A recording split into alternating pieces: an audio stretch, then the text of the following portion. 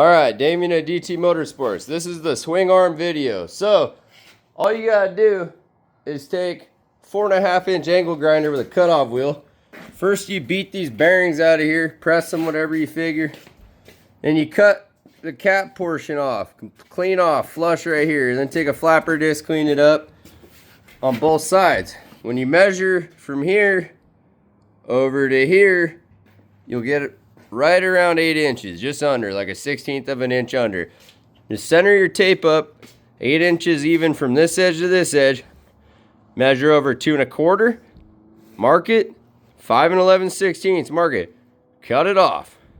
Then it will fit in the YZ frame. Now, the dirt bike swing arm has aluminum bushings on the outside. You're gonna buy the dirt bike swing arm seal kit. You're gonna save these inner seals off the YFZ arm because you're gonna put them back in there even though they're not needed. And I'll tell you why in a second. You're gonna install 1 needle bearing, 2 needle bearing, 1 needle bearing, 2 needle bearing. You're gonna use the sleeve off the YZ dirt bike or KX, whatever you're doing there.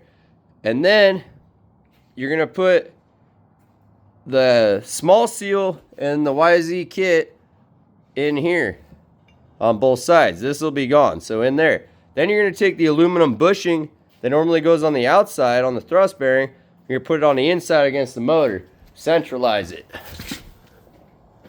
Right up in there. Now this one's been together for 10 years and it's still solid. So I don't wanna hear all that, it's not gonna work, blah, blah, blah. This thing's been 12 feet in the air. Guess what? It's been working for 10 years. Not a single problem.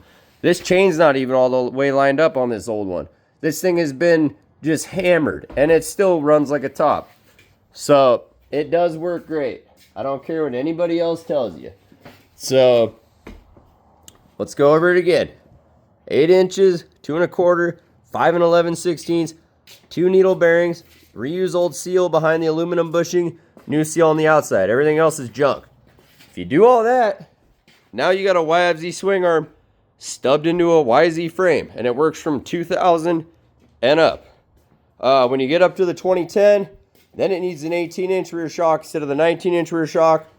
Watch my other videos. You also need a crater lowering link for a 2010, which looks like this guy. It's the only way it works. You gotta go on the furthest one.